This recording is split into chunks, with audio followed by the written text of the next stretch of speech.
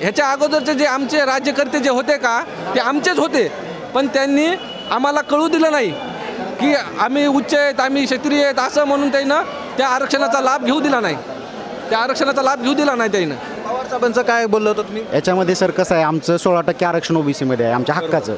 ते पवारसाहेबाच्या काळामध्ये त्यांनी ओबीसीला आमच्या न परस्पर आमच्याकडं त्यांनी त्यांना दिलेलं आहे. ते आमचं 16% आरक्षण आम्हाला पाहिजे. आम्ही त्याच्यासाठी मांडतो.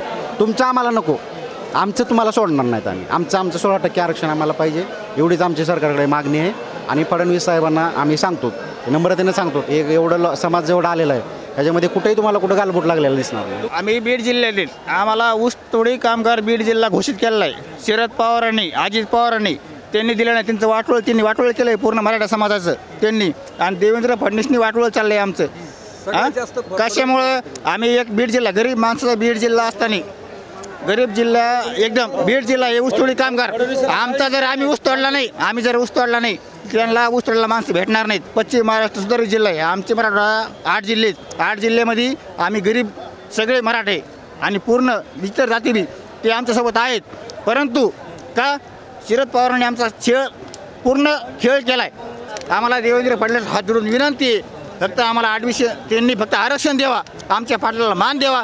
त्यांना पाटील पण आमचे खांद्या घेऊन नाचतील फडणवीस साहेबला, एवढंच आम्हाला. राजकारणी लोक जे आहेत ना, ओबीसीचं मराठ्यावर टाकतात, मराठीचं ओबीसी टाकतात. सर्वप्रथम आमचा जो मराठा समाज आहे हे पूर्वीपासून कुणबीच ह्याच्यामध्ये आहे.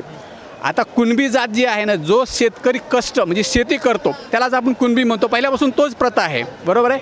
पण सुधारित जो शब्द आला त्याला शेती किंवा ही, तर आमचे जे काही बांधव आहेत जसं विदर्भात आहे, पश्चिम महाराष्ट्रात आहेत, तेच आमचे म्हणजे रोटी त्यांचा आमचा व्यवहार होतो, त्यांचे आमचे सण उत्सव हे सगळे सारखेच. मग ते जर बांधव आमच्या कुणबीमध्ये आहेत आणि ओबीसीमध्ये आहेत, तर मराठवाड्यामधील जी काही आणि काही उदर ह्याचा इकडचा म्हणजे पश्चिम ह्याच्यातले लोक का नाहीत? तर ह्याचं एकच उदाहरण आहे की आम्ही जी काय ओबीसीची जी त्यांना आरक्षण दिलं होतं ही 16% दिलं होतं आणि 16% हे ओबीसीचं होतं. पण 84ला जे काही शरद पवार साहेबांनी किंवा 94ला जे खिरापतीसारखं मराठीचं जे आरक्षण आहे ते इतर समाजाला 2%, समजा जसं की NTला 2% दिलं, धनगरला 3% दिलं, हे असं वाटलं गेलं. मग ही मराठ्याच्या हिस्स्याचं आरक्षण आहे. आम्ही ओबीसीचं कुठलंही त्यांच्या हिस्स्याचं किंवा ओबीसीमधलं आम्हाला द्या असं कधीच मराठा समाज म्हणत नाही.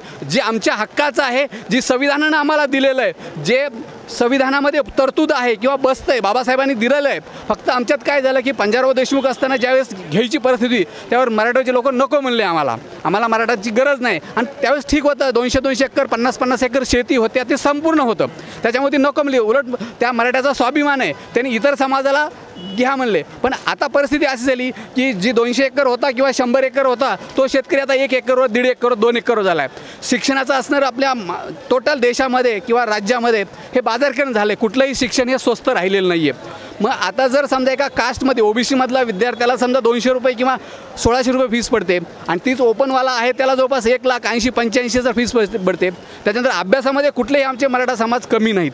80, 85, 92% मार्क घेतात. परंतु 55वाला 45वाला ओबीसीचा लागतो, पण 92वाला आमचा ओपनचा लागत नाही. ही ओपनवर अन्याय आहे का नाही? आरक्षणाशिवाय नोकरीच भेटाना मराठा लोकांना. 99% सगळ्यांचा 99%वाला मागे राहतोय आणि 40%वाला नोकरी घेऊन जातोय. आम्हाला काय का तमिळनाडूमध्ये 69% राज्यघटनेनं वाढवलं. काय वाढवलं? रिझर्वेशन. तसं आमच्या इथल्या नेत्यांनी सगळ्यांनी वाढवावं. दिल्लीत तो तेच केलं होतं ना मराठ्यांना.